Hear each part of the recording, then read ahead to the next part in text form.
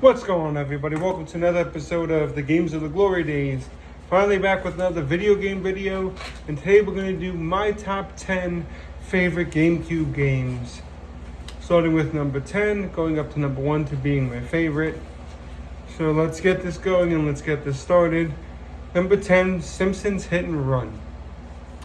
The original one was Simpsons Road Rage. It was like a Crazy Taxi type of thing for The Simpsons. You couldn't get out of your car, but you get to play as all your favorite Simpsons characters in the original. But the second one, you got to play as your favorite Simpsons characters, and there's missions you can get in and out of the car. They added the Treehouse of Horror characters into this. I love it. It's one of my favorite games, probably of all time, but it's in my top 10 as number 10. Number 9, Super Monkey Ball 2. This is a very basic puzzling game, and you go through worlds, and each world it gets harder and harder. There'll be spinning obstacles and very thin platforms that you have to roll over, and you have to roll through the goal while collecting bananas to get extra points. Very fun game. Very fun for everybody in the family. Number 8, Eternal Darkness. This game can be very clunky at times, but I love it. The story was different. The horror survival genre is one of my favorites. This was unique and had a different thing where you would hallucinate. I think there was one time where it said you would save and it would say deleting file, and a lot of people ripped out their memory cards and had their game corrupted because of this. And it's just a great horror survival game. Number 7, Pikmin. So Pikmin is self-explanatory.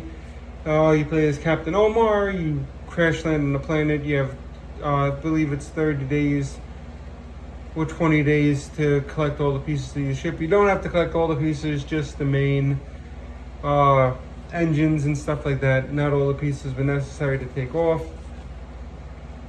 Very fun, very unique style of game. You had to collect your Pikmin to battle these big monsters, and they would just eat them all up in a heartbeat if you didn't know what you were doing. Number 6, Luigi's Mansion. Now, a lot of people are going to say this needs to be higher on the list, but I am very happy with my top 5. Luigi's Mansion was the first solo game we get to play as Luigi to save Mario, instead of being the other way around. Luigi wins a mansion in a contest. It's haunted, but it has a little twist to the ending. It's fun. It's like Ghostbusters in a way. We have to suck in the ghost and clear all the floors and clean the house. So you go into a room, you have to clean all the dust and stuff off with your vacuum. Very fun game. Very iconic. Alright, number 5, Animal Crossing. Animal Crossing, there's many games out now, just like Luigi's Mansion. I believe they made 2 sequels. Luigi's Mansion 2, Dark Moon, and Luigi's Mansion 3.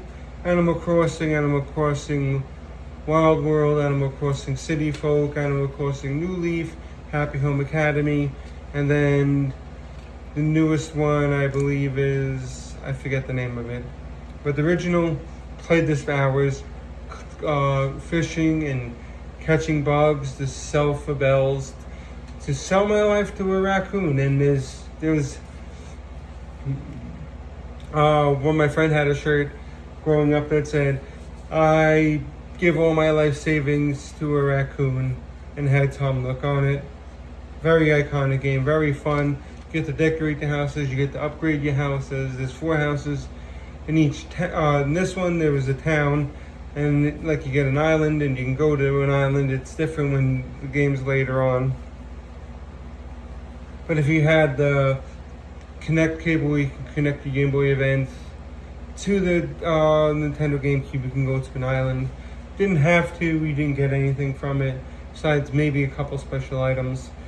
But very fun game.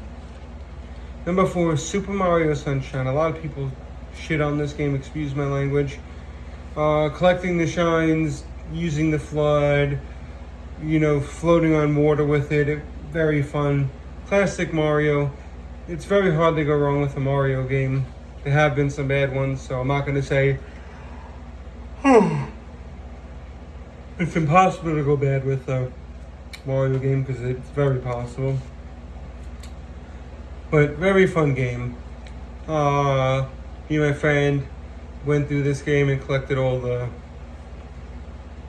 shines to get, I think there was a secret ending or whatever, where you got something special. I just don't remember. Number 3, Paper Mario: The Thousand Year Door. I love the original Paper Mario. I love this one even more. The party members you get, the story, they added a bunch of new stuff to this game. One of my favorite kiddie RPGs. It's just damn near perfect in my opinion. I loved this game as a kid or a young teenager. It was a lot of fun. It was something cool to see, a continuation to Paper Mario. A lot of fun. Number 2, Legend of Zelda: The Wind Waker. A lot of people shit on this game when it came out as well. I'm a huge Legend of Zelda fan. I have the Hyrule Quest tattooed on my chest, wearing a Zelda shirt. Probably my favorite video game franchise of all time. Just traveling in the boat, the different cell shading. A lot of people called it Zelda because they hated this style of animation. I loved it. I loved the whole pirate-esque to it too, and the ship battles and just sailing across the sea, using your sail to and using your conductor wand to change the directions of the wind. This game was great. A different little twist in the Zelda character too. And number 1, my favorite GameCube game of all time, Metroid Prime. This was the first time they ever introduced first person into Metroid. This game was great. You arrive on the planet Talon. I think this takes place right before Super Metroid or right after Super Metroid. I believe it's right before Super Metroid because Ridley still has his armor, and later on in the game after you defeat him, he loses it. I think this takes place right before Super Metroid. It was a prequel, but this game was amazing. There was a lot of cool things, a lot of new weapon upgrades, the Wave Buster, the flamethrower that you could find that were hidden, then collecting the artifacts and all this crazy stuff. It was just a lot of fun collecting the missile expansions and energy tanks and reserve tanks, different visors and different suits, the spider ball crawling up the walls. It's an iconic game. I wish they would remake this. I think they did remake this, or they re-released it on the Switch. I haven't had yet to get a Switch.